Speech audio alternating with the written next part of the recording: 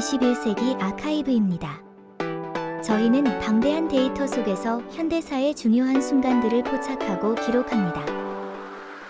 지금부터 2011년 7월의 직구촌 탐험을 시작합니다. 기록 속의 그 순간들을 발굴해 볼까요? 7월 1일 도미니크 스트로스칸 가석방. 성폭행 혐의로 구속되었던 전 IMF 총재 스트로스칸이 증거 신빙성 문제로 가택 연금에서 풀려나며 사건이 반전을 맞았습니다. 7월 1일 리비아 카다피 유럽 보복 공격 위협. 리비아의 독재자 무아마르 카다피가 나토의 공습이 중단되지 않을 경우 유럽의 가정과 사무실을 공격하겠다고 위협했습니다. 7월 1일 모나코 알베르 2세 국왕 결혼. 모나코의 알베르 2세 국왕과 남아공 수영선수 출신 샤를린 위트스톡이 왕궁에서 화려한 결혼식을 올리며 새로운 왕비의 탄생을 알렸습니다. 7월 3일 태국 총선 야당 압승, 첫 여성 총리 탄생. 태국 총선에서 탁신 전 총리의 막내 동생 잉낙 친나와디 이끄는 푸어타이당이 압승하며 태국 최초의 여성 총리 탄생을 예고했습니다. 7월 4일 베네수엘라 차베스 대통령 귀국. 암 수술을 위해 쿠바에 체류하던 우고 차베스 베네수엘라 대통령이 독립 200주년을 앞두고 전격 귀국해 건재를 과시했습니다. 7월 5일 크리스틴 라가르드 IMF 총재 취임. 프랑스 재무장관 출신의 크리스틴 라가르드가 여성 최초로 국제통화기금 IMF 총재직에 공식 취임해 업무를 시작했습니다. 7월 6일 2018 평창 동계올림픽 유치 확정. 남아공 더반에서 열린 IOC 총회에서 대한민국 평창이 독일 뮌헨을 압도적인 표차로 제치고 2018년 동계올림픽 개최지로 선정되었습니다. 7월 7일 영국 뉴스 오브 더 월드 폐간. 전화 해킹 스캔들로 사회적 파문을 일으킨 영국의 유명 주간지 뉴스 오브 더 월드가 168년의 역사를 뒤로하고 전격 폐간을 발표했습니다. 7월 8일 미국 우주왕복선 마지막 발사. 미국 항공우주국 나사의 우주왕복선 아틀란티스호가 마지막 임무를 위해 힘차게 발사되며 우주 탐사 역사의 한 장을 장식했습니다. 7월 9일 남수단 공화국 독립선언. 아프리카 대륙의 54번째 국가인 남수단 공화국이 수단으로부터 공식적으로 분리 독립하며 역사적인 국가 탄생을 알렸습니다. 7월 12일 러시아 볼가강 유람선 침몰 참사. 러시아 볼가강에서 유람선 불가리아 호가 폭풍우 속에 침몰하여 어린이를 포함해 100명이 넘는 승객이 사망하는 참사가 발생했습니다. 7월 11일 키프로스 해군기지 대폭발 사고. 키프로스 해군기지에 보관 중이던 압수폭약이 폭발하면서 해군 사령관을 포함한 다수가 사망하고 국가 전력의 절반 이상이 마비되었습니다. 7월 12일 아프가니스탄 아흐메드 카르자이 암살. 하미드 카르자이 아프가니스탄 대통령의 동생이자 칸다하르의 실권자인 아흐메드 카르자이가 자택에서 탈레반에 의해 암살되었습니다.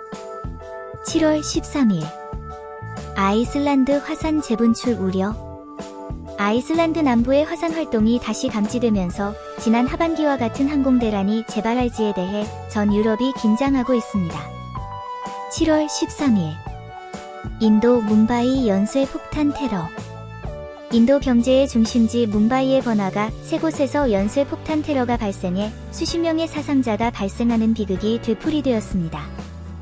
7월 15일 루퍼트 머독의 공식 사과 광고. 전화 해킹 스캔들로 신뢰를 잃은 루퍼트 머독이 영국의 주요 일간지에 심각한 잘못이 있었다는 내용의 전면 사과 광고를 게재했습니다. 7월 19일 루퍼트 머독 영국 의회 청문회 출석. 언론 재벌 루퍼트 머독이 전화 해킹 스캔들과 관련해 영국 의회 청문회에 출석했으며 증언 도중 면도 크림 파일을 투척당하는 수모를 겪었습니다. 7월 20일 UN 소말리아 기근 공식 선언. UN이 최악의 가뭄이 덮친 소말리아 남부 지역에 대해 기근을 공식 선언하고 국제사회에 긴급 구호를 요청했습니다. 7월 21일 미국 우주왕복선 시대 종막. 우주왕복선 아틀란티스호가 마지막 임무를 마치고 무사히 귀환하며 미국의 30년 우주왕복선 프로그램이 공식 종료되었습니다. 7월 21일 유로존, 그리스 2차 구원금융 합의. 유로존 정상들이 그리스의 디폴트 위기를 막기 위해 1,090억 유로 규모의 2차 구제금융 지원안에 극적으로 합의했습니다. 7월 22일 노르웨이 우트위아 섬 대학살. 오슬로 정부 청사 폭탄 테러 직후 경찰로 위장한 극우 테러범 안데르스 베링 브레이비크가 노동당 청년 캠프가 열리던 우트위아 섬에서 총기를 난사했습니다. 퇴로가 차단된 섬 안에서 69명의 청소년과 시민들이 잔혹하게 희생되었으며 이는 노르웨이 현대사 최악의 참사이자 전 세계를 경악게 한 혐오 범죄로 기록되었습니다. 7월 23일 중국 원저우 고속열차 추돌 사고.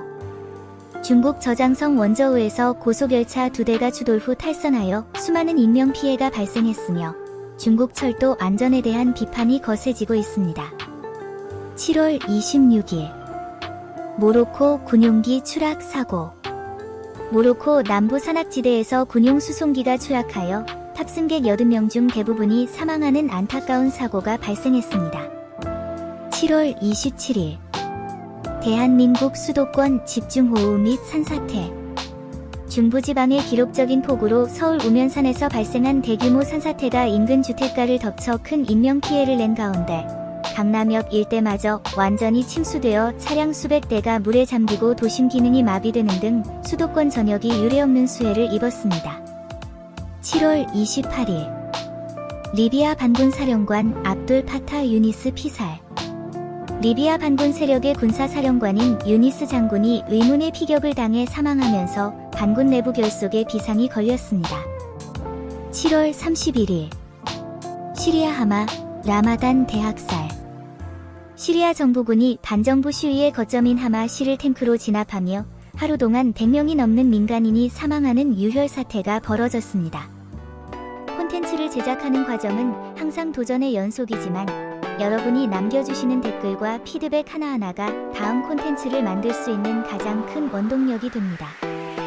언제나 그렇듯 이 영상이 유익했거나 흥미로웠다면 잊지 말고 좋아요를 눌러주시고 앞으로의 여정에도 함께하고 싶으시다면 구독 버튼을 눌러주세요.